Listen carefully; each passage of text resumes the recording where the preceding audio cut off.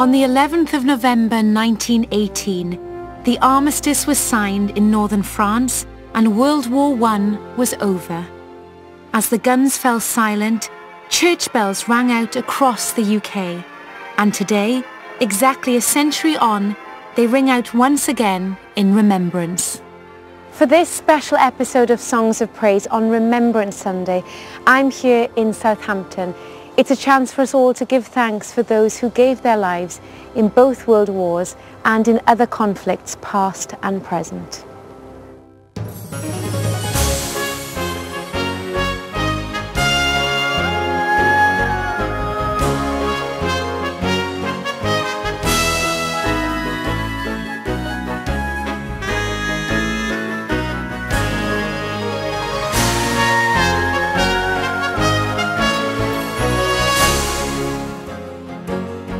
In today's programme, I discovered the crucial role Southampton played in World War I. So you have 8 million servicemen going through the town, going off to war, coming back. It's just absolutely central. The city is also the birthplace of one of the most iconic and important aircraft of the Second World War, the Spitfire. Yes, we wouldn't have won the war without Spitfire. And Sean Fletcher joins an energetic school assembly where Christians are helping young people think about what peace means for them today.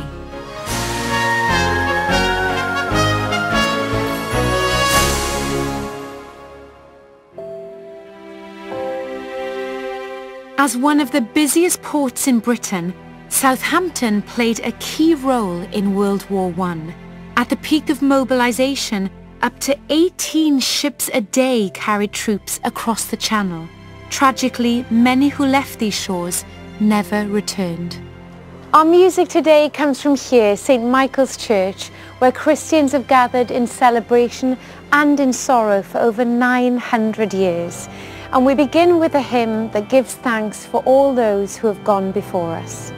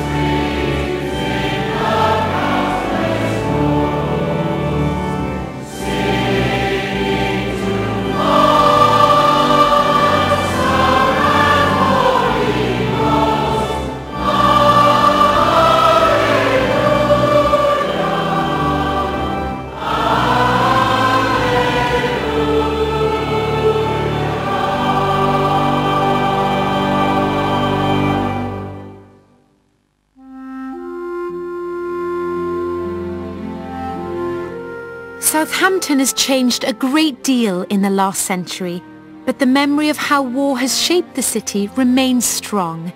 Here to tell me more is local history expert Andy Skinner.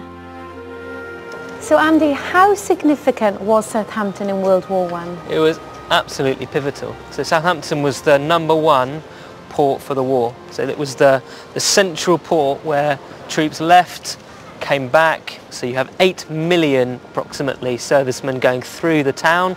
And how does that affect the city? In every single way. So every aspect of the town has turned over to helping in the war effort. So up on the common you have a huge camp with troops on it. Down in the docks you have ambulance trains, hospital ships, troop ships going out. So everybody and everything down here is working for the war effort.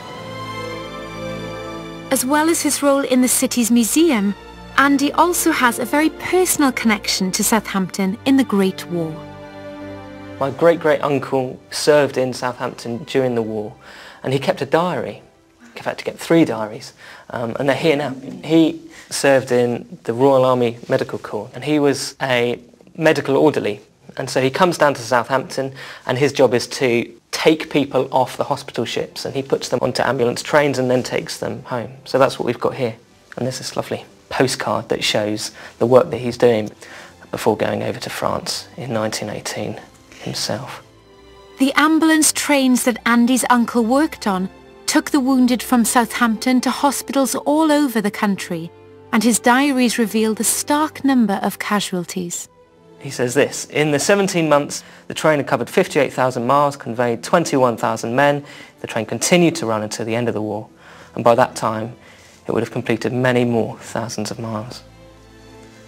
And what was the reaction here in Southampton to peace coming? Yeah. Because presumably, yes, the war was over, but it had come at quite a cost. We've got this newspaper here, and so you have huge celebrations, you know, Union flags everywhere. You have people shaking hands with complete strangers in the street, which is totally out of character. But as well as that, you have a number of church services happening where they go and they give thanks and they reflect on the sacrifice that's been made. But they also give thanks the fact that they have finished, that the war has ended. And it must have been a mixture of agony but also ecstasy as well.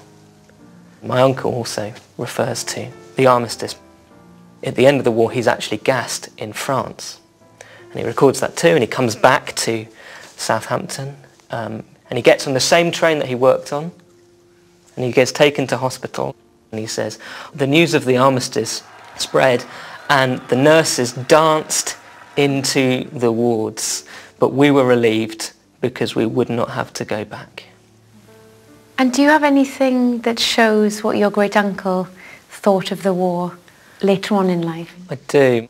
These are the last words in the diaries he's written in later, and he says, now years afterwards, the mind goes back and wonders where all those boys are, and what a reunion it would be if we could get together again.